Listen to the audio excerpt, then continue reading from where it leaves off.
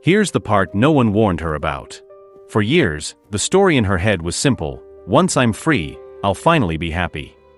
Free from the arguments that went nowhere, from the heavy silence at the dinner table, from feeling like a ghost in her own home. Divorce was supposed to be the emergency exit, the clean break, the fresh start at 40 that brave women choose when they refuse to stay miserable for the rest of their lives. And then the papers were signed, the boxes were moved, the ring came off, and the quiet didn't feel peaceful. It felt hollow. The first Friday night alone stretched like an empty hallway. The bed was finally hers, but somehow it felt too big. The freedom she fought for started to feel like walking through a city where every light is on, but every room is empty.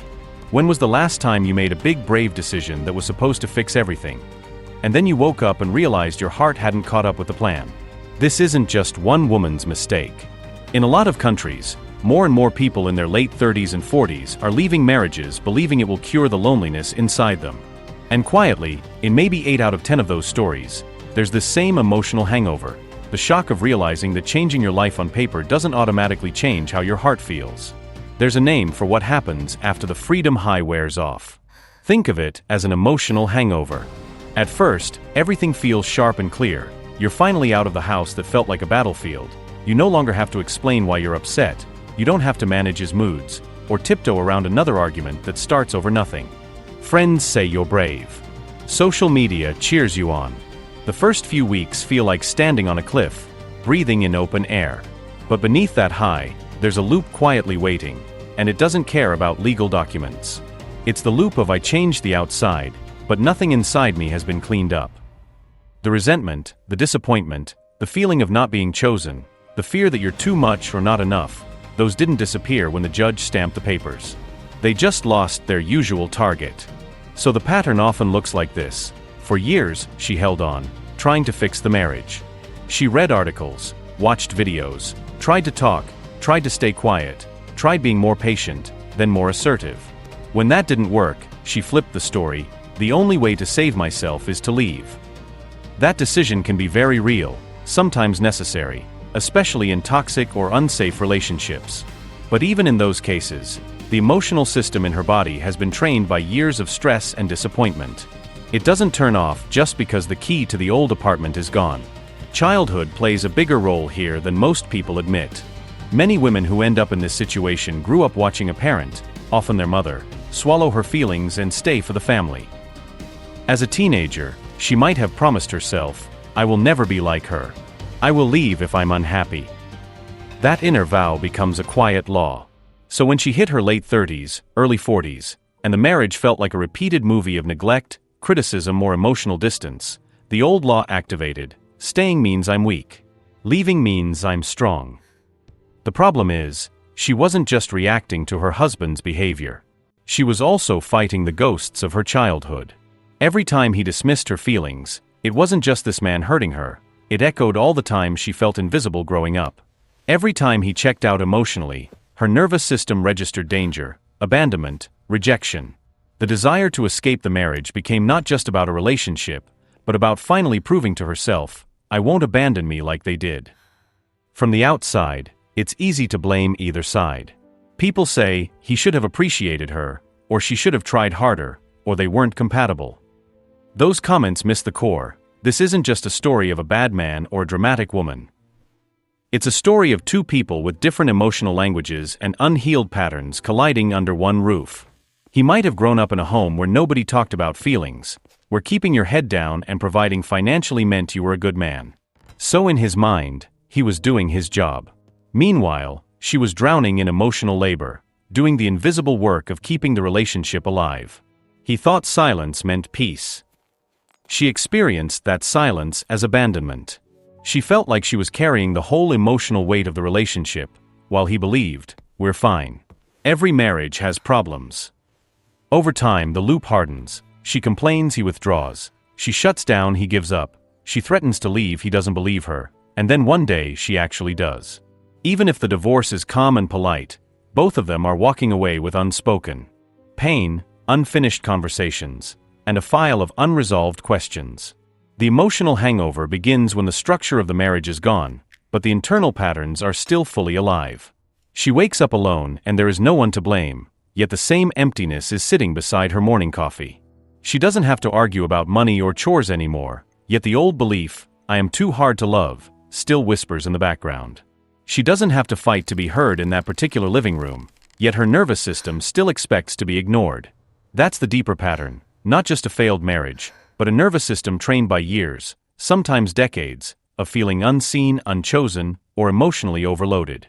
Divorce breaks the contract, not the conditioning. And unless that part is understood, freedom will quietly turn into another room where she feels alone with her pain, just with better furniture and more space. From the outside, it's easy to say, she wanted this. She chose freedom. But from the inside, her world is much more complicated. Let's step into her inner space for a moment, into the mind of the 40-year-old woman who thought leaving would finally calm the storm, and instead found a different kind of silence. On paper, she's doing well. She has her own place now. Maybe she moved closer to work, or nearer to a friend. She rearranged the furniture exactly how she likes it. The bathroom is no longer a battlefield of towels on the floor and empty shampoo bottles. The kitchen stays as clean or as messy as she chooses. No one leaves dirty dishes to soak for 3 days. If there are children, there's a custody schedule that looks organized in the shared calendar. The logistics make sense. But emotionally, there's a chair at her dinner table that feels permanently empty. She cooks something simple for herself on a Tuesday night, sits down, and halfway through the meal, she realizes she's scrolling through her phone just to avoid hearing how quiet it is. She used to fantasize about this quiet when the arguments were loud. Now the quiet feels like a mirror asking, "Okay, you got what you wanted. So why do you still feel so restless?" Inside, there's a mix of grief and stubborn pride. Part of her misses the small, ordinary moments. The sound of someone else's keys at the door, the weight of another body on the couch, the shared joke about a bad TV show. Another part of her refuses to admit that out loud. She's afraid that if she says, "I miss him," people will hear, "I regret everything, I was wrong to leave." And she's not even sure that's true. She doesn't necessarily want him back. She just misses not being alone. There's an anxiety running under the surface like background noise. At 40, the world treats her differently. In her 20s, breakups were framed as starting over, finding yourself, you've got time. At 40, especially for women, there's a quieter, crueler narrative. You're lucky if someone chooses you now. She may not agree with it logically, but she feels it in the way dating apps look, in the way friends talk about the good ones being taken, in the way certain relatives look at her without saying anything. So when she lies in bed at night, scrolling through other people's lives, there's a fear she rarely says out loud. What if that was my last serious relationship? What if I used my one big shot and broke it? Even if the marriage was deeply unhappy, even if there was real damage, even if she knows it couldn't continue, her brain still plays this game. What if no one else will ever know me that well? What if I'm too old, too complicated, too tired? There's also a different fear, the fear of being blamed. She worries that, in the story people tell about the divorce, she'll be cast as the selfish one, the quitter, the woman who blew up a good enough marriage because she wanted more. So she puts on a brave face. She posts pictures that suggest she's thriving, traveling, working out, meeting people. She laughs extra loud at brunch when friends ask, "So how's single life?" She tells the freedom story, because that story is easier than explaining the truth. I'm relieved and lonely at the same time. I don't miss the fights, but sometimes I miss having someone to fight with. Underneath all of this is something even more sensitive, the never enough wound. Before the divorce, she often felt like she wasn't enough as a wife, a lover, a partner. Too emotional, or not emotional enough. Too demanding, or too quiet. Too focused on the kids, or too focused on work. Whatever she did, it always seemed like the wrong priority. That feeling didn't vanish with the ring. Now it shows up as, I'm not enough to build a new life quickly. I'm not interesting enough to date again. I'm not strong enough because I still cry about a man I chose to leave. She also carries the weight of emotional labor, even after the separation. If there are children, she still organizes their schedules, remembers school events, packs bags, answers teachers' messages. Even when the father helps, she often feels mentally responsible for keeping everything from falling apart. She's the one thinking 3 steps ahead, worrying if the kids are secretly angry at her, wondering if they'll blame her one day for breaking the family apart. She might look calm to others, but inside, her mind is like a browser with 20 tabs open, all buzzing with "Did I do the right thing?" in different fonts. And then there's the part of her that is trying to protect herself. That part says, don't soften. Don't look back. Don't admit you're hurting. It tells her that any sign of sadness will be used against her, either by her ex, by relatives, or by that cruel little voice in her own head that whispers, "See? You're a mess." So she may overcorrect. She might criticize her ex more harshly in conversations, just to reassure herself that leaving was justified. She might shut down emotionally with new potential partners, afraid that if she lets someone in, she'll repeat the same pattern. What she rarely says out loud is that she feels like she failed a test she didn't design. Society told her to be a good wife, a good mother, a good woman. Then another part of society told her to be independent, strong, to leave if she's not happy. She tried to obey both sets of rules, and somehow she still ended up feeling like she lost. There's shame there, and shame loves secrecy. So she smiles, works, posts, functions. And then in the shower, in the car, in the kitchen late at night, the tears come out in quiet doses. This is the emotional hangover, the collision between the fantasy of freedom and the reality of grief, fear, and unfinished pain. She's not crazy for feeling this way. She's not weak. She is a human being whose heart needs more than a new address to heal. But until someone puts words to this inner world, she often believes she's alone in it, that other divorced women are either completely happy or completely broken, and she's the strange one stuck in the middle, holding both relief and emptiness in the same pair of hands. If you're a man watching this, you might be wondering, okay, but what does any of this have to do with me? She left. She wanted out. Why am I supposed to care about her emotional hangover? Let's slow down and translate what her journey often looks like from your side of the fence. From the male perspective, the whole story can feel confusing and unfair. Maybe you remember years of tension, of her saying she's unhappy, of arguments that started with one small thing and somehow turned into a 3-hour fight about everything you've ever done wrong. Maybe you remember thinking, no matter what I do, it's never enough. Maybe when she finally said, I want a divorce, it didn't even feel real at first, because she'd said, I can't do this anymore so many times before. You might have seen the early stage when she first left, and she seemed almost lighter. She started going out more, posting more, changing her hair, maybe hitting to the gym, traveling, or just finally doing things without asking anyone's permission. From a distance, that can look like she's celebrating your absence. It can sting. You might think, so I was the problem all along. Great. She gets freedom, and I get painted as the villain. Here's the translation. That initial freedom phase is rarely just about you as a person. It's usually about her nervous system finally coming out of survival mode. For years, she may have felt like she was carrying the emotional weight of two people, monitoring the climate of the relationship, trying to anticipate your reactions, adjusting her behavior to avoid conflict, worrying about the kids, worrying about money, worrying about her own needs getting lost. When that structure ends, her body often swings to the opposite extreme. I will finally think only about myself. It can look selfish from the outside, but inside, it's often a desperate attempt to feel like she's not drowning. When she posts pictures of new beginnings and living my best life, many men see it as an attack, so our entire history means nothing. Was it all that bad?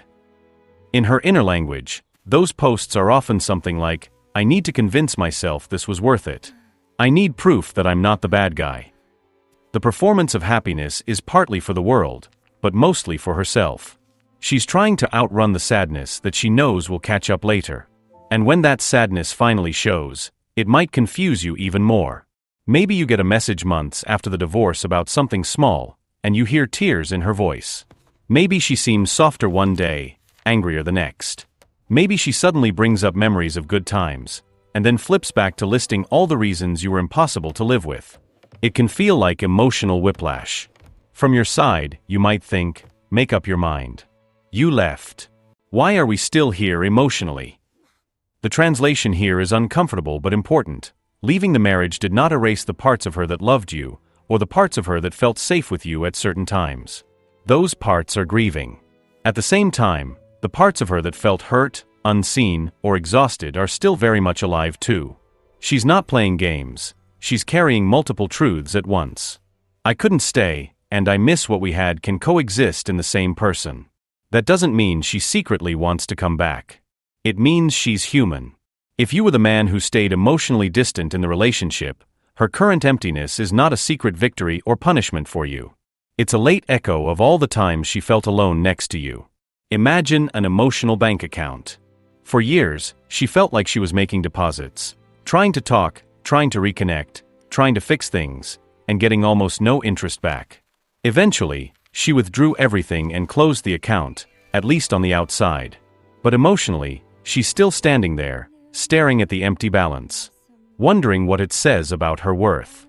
For a lot of men, the hardest part to understand is why she still seems angry after she got what she asked for. You might think, you wanted out. You got out. Why hold on to the resentment? In her language, the resentment is not just about you. It's about the years she feels she lost, the version of herself she left behind, the dreams she had to bury. When she's sharp or cold with you now, it may not be because she hates you. It may be because she doesn't know how to look at you without seeing the version of herself that stayed too long. This doesn't mean you have to accept every outburst or take unlimited blame. You're allowed to have your own pain, your own story of how the marriage felt from your side. Maybe you felt constantly criticized, never good enough, treated like a project instead of a partner. Maybe you shut down because every conversation felt like stepping into a courtroom. That experience matters too. But understanding her inner world doesn't erase yours. It just makes the picture more complete. If you're a man considering divorce yourself, or already on the other side of it, this translation matters because it challenges a simple fantasy many men secretly hold. If she leaves, she'll finally see how good she had it. If I leave, I'll finally be free of the drama. The truth is more complicated. Yes, some women come to appreciate certain things later. Yes, some men feel relief. But more often, both people end up facing the same internal patterns, just in different rooms. When she seems cold or hard now, it may be her armor. Armor that says, I must be strong or I'll collapse. When she gets emotional about something small, it may be a delayed reaction, grief, guilt, fear about the future. When she seems to overfocus on details like who takes the kids when, who pays for what, who keeps which holiday, it's often her way of trying to create control in a life that suddenly feels unstable. None of this means you are forever responsible for her feelings. But if you can see the human inside the ex-wife label, the person who didn't get a manual for this any more than you did, something shifts. You stop reading her every action as an attack, and start seeing the old wounds underneath. And if you're still in a relationship, watching this as a warning sign, you might hear something crucial. When a woman says, I feel alone with you, she isn't always threatening to leave. Sometimes she's describing the exact emptiness she's terrified of meeting on the other side of divorce as well. Learning to translate her inner world doesn't mean you accept every behavior or ignore your own needs. It means you move from defensiveness to understanding. Instead of thinking, she destroyed our life, then feel sorry for herself, you can see, she made a choice she believed would save her, and now she's discovering that freedom doesn't automatically heal old pain. That wider lens doesn't fix everything, but it does something important. It brings back a bit of humanity to a story that is very easy to flatten into the one who left and the one who was left behind. Here's the part that almost no one wants to hear after a divorce. Changing partners, changing houses, changing your last name. None of that guarantees you'll change the story you're living inside. One of the harsh truths of this freedom that feels empty phase is that it exposes something most of us would rather avoid. Wherever you go, your unhealed patterns go with you. If you had a habit of swallowing your feelings to keep the peace in your marriage, you might find yourself doing the exact same thing with a new partner, or even with friends and family. If you used anger or sarcasm to protect your softer feelings, that shield might still be up long after the person you were fighting with is gone. For many women, the silent fantasy before divorce is, once I leave, I won't feel this kind of pain anymore. For many men, the fantasy is, once she leaves, I won't have to walk on eggshells or feel constantly judged. The blunt truth is that pain doesn't disappear just because the relationship status changed. It shifts shape. Instead of feeling trapped with the wrong person, you might feel trapped with your own thoughts at 2 a.m. Instead of feeling constantly criticized, you might feel constantly unsure of who you are without that role of husband or wife. The external problem was real, but it wasn't the whole problem. That's uncomfortable, because it means you can't just blame the marriage. You have to look at yourself. Another harsh truth. It's easier to turn your ex into a simple villain than to face your own blind spots. A lot of people, not just women, survive divorce by telling one clear story. I was the one who cared, they were the one who ruined it. Sometimes that's very close to reality. There are genuinely cruel, abusive, or deeply selfish partners, and getting out is a necessary act of self-protection. But in many other cases, the truth is messier. Maybe he really did shut down, avoid hard conversations, use work or screens to escape. And at the same time, maybe you also ignored your own early red flags, stayed silent when you needed to speak, or expected him to magically understand needs you never actually put into clear words. What men need to own here is often brutal to admit. Many husbands fall into emotional laziness without meaning to. They treat the relationship like something that should run on autopilot as long as they're not cheating and they're paying the bills. They underestimate how deeply their absence, not just physical, but emotional, cuts into their partner's sense of worth. They hide behind, "I'm just not good with feelings," as if that were a permanent condition, not a skill they could learn. They dismiss complaints as nagging instead of hearing them as alarms. They wait until she's halfway out the door to take her pain seriously, and sometimes even then, they only make short bursts of effort instead of real, sustained change. What women need to own is just as uncomfortable. Many wives, especially those who become the emotional managers of the relationship, slide into quiet control. They keep a mental scorecard of who did what, who sacrificed more, who owes whom. They expect mind reading, assuming, if he really loved me, he'd know. They test instead of ask directly. They say it's fine when it's clearly not fine, then explode weeks later and unload a list of unresolved issues, leaving him overwhelmed and defensive. Some use the threat of leaving as a way to force change, not realizing how much that erodes safety. And after they do leave, it's tempting to rewrite history so that all of their own flaws disappear and only his remain. The shared responsibility is this: both sides often avoided real, calm, repeated conversations long before the divorce. Both sides often chose distraction over uncomfortable honesty. Both sides may have used the kids as shields. "We can't talk about this now, the kids are around," and then never actually come back to the topic. Both sides sometimes preferred quiet resentment to vulnerable truth. It's painful to admit, but in many relationships, it wasn't just that love died. It's that neither person had the tools or the courage to do the deeper work before the damage became too big. A third harsh truth: freedom without inner responsibility easily becomes another prison. After divorce, you technically can do what you want. Eat what you want, sleep when you want, decorate how you want, date who you want.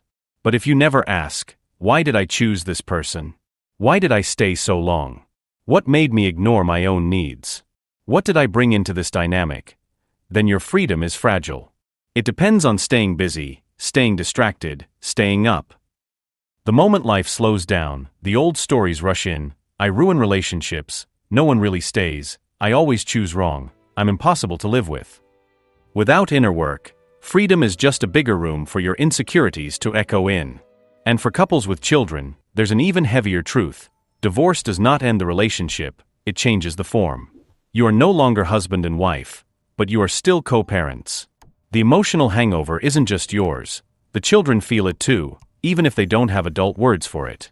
If one parent stays stuck in blame and the other stays stuck in defensiveness, the kids become messengers, referees, or little therapists trying to keep everyone okay. Both parents have to own the impact of their choices, not to drown in guilt, but to stay humble. The goal is not a perfect, pain-free life for the children, that doesn't exist, but a home where the adults are doing the work to become more honest and less reactive. The last harsh truth is this: there is no version of love where you never have to face yourself. Staying in an unhappy marriage to avoid being alone is one way of running from yourself. Ending the marriage and then refusing to look at your own patterns is just another way. Emotional maturity means accepting that you will carry your history into every new chapter, unless you actively choose to unpack it. That's not a punishment, it's an invitation. An invitation to stop hoping that another person, or a legal decision, will save you from your own inner work. This can sound heavy, but it's actually the doorway out of that emptiness. Because once you see that your pain is not only about what someone else did to you, but also about how your own wounds and defenses have shaped your choices, something powerful happens. You stop being just a victim of the story, and you start becoming an author again. Not the author of everything, life is bigger than any of us, but the author of your next chapter. And that's where real freedom begins. Not in the moment the door closes behind you, but in the moment you finally turn inward and decide to meet yourself honestly. So if freedom on its own isn't the cure, then what actually helps when you're standing in that big, quiet space after divorce, holding both relief and emptiness? The way out is not about rushing into a new relationship or pretending you're over it. It's about making small, steady shifts that turn this chapter from a punishment into a rebuilding. One of the most powerful things you can do, whether you're the one who left or the one who was left, is to actually sit down with your own story instead of scrolling away from it. Not in a dramatic, all-night breakdown, but in simple, honest moments. Take a notebook, or just the Notes app on your phone, and answer questions you've been avoiding. What did I feel for years but never say? Where did I betray myself just to keep the relationship calm? What do I secretly blame the other person for that I also allowed, or ignored, or minimized? This isn't about attacking yourself, it's about taking yourself seriously. When you write instead of just thinking, patterns show up. You see the same sentences repeating: I didn't want to upset him, I was scared she'd leave, I thought I didn't deserve better. Those lines are clues. They show you where your old programming is still running the show. If you're a woman in that post-divorce emptiness, there's a concrete shift that helps. Separate your grief for the person from your grief for the dream. You're not only mourning him, you're mourning who you hoped you two would become. Those are two different kinds of pain, and if you mix them together, you might idealize a man who is never actually capable of giving you that dream, or you might hate yourself for wasting time. Try this. When a wave of sadness hits, name it quietly. Is this about him, the actual person with his real flaws? Or is this about the image of marriage and family you carried since you were young? When you can tell them apart, the sadness softens. You stop telling yourself, I lost everything, and start seeing, I lost something real, but the rest was a picture in my mind. Pictures can be redrawn. For men, a practical shift is to stop treating your ex-partner's emotional hangover as your enemy and start using it as information. That doesn't mean you have to fix it, or that you should drown in guilt. But instead of rolling your eyes when she appears overwhelmed or defensive, you can silently ask, what wound of hers is this touching? What did she never feel safe enough to say when we were together? You may not get a clear answer, and you don't need to. The point is to train your brain away from she's crazy toward she's reacting to something that existed long before me. That mindset will protect your next relationship too, because you'll carry more curiosity and less defensiveness into it. If you're still co-parenting, one very concrete practice is to create a business mode for communication about the kids. Think of it like running a small company together, where the product is your children's well-being. You don't need to be friends, you don't need to reopen old emotional battles, but you do need structure.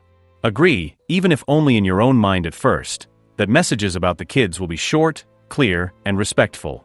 No old fights, no sarcasm, no subtle jabs. If you feel your temperature rising, wait before replying. Ask yourself, if someone read this message out loud to my child in 10 years, would I be ashamed? This simple filter can stop a lot of damage. It turns co-parenting from a constant power struggle into a series of small, responsible decisions. Another important shift is to build a life that isn't just life minus marriage. Many divorced people keep living like they did before, just without the partner. Same routines, same social circle, same evenings, just a missing chair. That almost guarantees emptiness. The point is not to reinvent yourself completely, but to intentionally create 2 or 3 new anchors that belong only to you. It could be a weekly activity you genuinely enjoy, a class, a sport, a creative hobby, a volunteer project, even a simple walk at the same time every day in a place that feels safe. These are not distractions, they're new routes. They tell your nervous system, my life is more than what I lost. On the emotional side, one of the most healing agreements you can make with yourself is this: in my next relationship, I will speak earlier, not louder. Many people stay quiet for years, then explode, then leave. To break that pattern, practice saying small truths now, even outside of romance. Tell a friend, I'm actually not okay today. Tell a family member, that comment hurt me. Tell yourself, I feel lonely, without adding, which means I'm pathetic.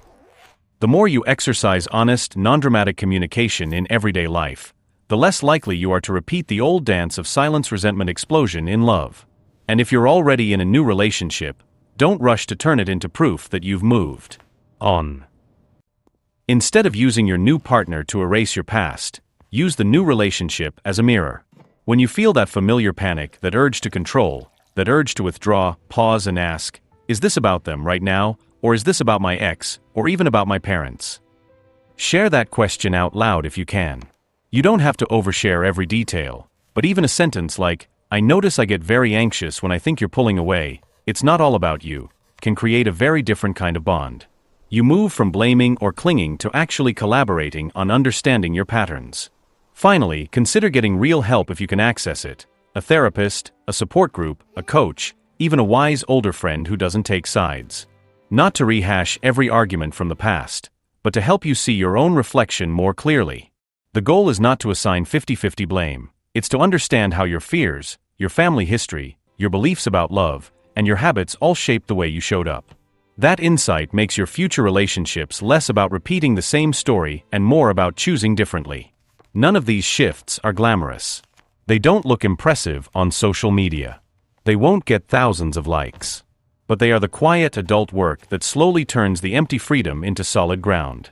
You can't change the chapter you've already lived, but you can choose whether the next one is written by old wounds or by a wiser version of you who finally knows how to listen, to yourself, and to the person sitting across from you, whether that's an ex, a new partner, or one day, a spouse again. Nobody is handed a manual for this part of life. When you're young, people talk about crushes, weddings, maybe heartbreak. They rarely talk about the strange quiet reality of being 40, standing in an apartment that finally belongs to you, staring at your own reflection and thinking, "I thought I would feel more okay than this." The truth is, most of us learned about love by watching imperfect people who were doing the best they could with their own wounds. Some of us grew up in homes where people stayed together no matter what, swallowing pain until it turned into silence. Others grew up in homes where leaving was normal, where suitcases and slammed doors were part of the soundtrack. Very few of us grew up in homes where two adults sat down, looked each other in the eye, and said, "I'm hurt, I'm scared, I don't know what to do, but I want to figure it out with you." So we improvise. We repeat what we've seen, or we run in the opposite direction of what we've seen, and then we're surprised when we end up lost. If you recognize yourself in the woman we've been talking about, if you're sitting in that emotional hangover after a divorce that was supposed to fix everything, you are not broken beyond repair. You are not foolish for having believed that freedom would feel better than this. You did the best you could with the information, the tools, and the emotional strength you had at the time. Maybe leaving was the healthiest choice available to you. Maybe it wasn't perfect, but it was honest. Now the question is not, was I right or wrong forever? The question is, knowing what I know now, how do I grow from here? If you recognize yourself more in the man on the other side, the one who feels confused, blamed, or quietly angry watching her struggle after leaving, you are not just a villain in someone else's story. You're a human being who also didn't receive a manual, who probably equated love with providing, who maybe never learned what to do with feelings except to shut them down or joke them away. Your job now is not to carry all of the guilt, and it's not to wash your hands of everything either. It's to be brave enough to look at your part, to learn the emotional language you weren't taught, so that your next connection, with your children, with a new partner, or even with yourself, doesn't repeat the same numbness. Across genders, across cultures, the deep need is strangely similar. We all want to feel chosen, heard, safe to be ourselves without walking on eggshells. The paths we take to get there may look different, but underneath, we're all those kids who once sat in a dark room listening to grown-ups argue, or watching someone cry at the sink, or feeling the tension in the air and thinking, "I never want to feel this helpless again." Adults in love are often just those kids, wearing bigger clothes, trying not to bleed on each other. That's why learning each other's emotional language matters so much. When a man understands that her anger often hides fear and loneliness, he stops taking every sharp word as a personal attack and starts hearing the shaky heart underneath. When a woman understands that his silence often hides shame and terror of failing, she stops reading every quiet moment as he doesn't care, and starts seeing how scared he is of making things worse. They may still decide to part ways. Not every relationship can or should be saved.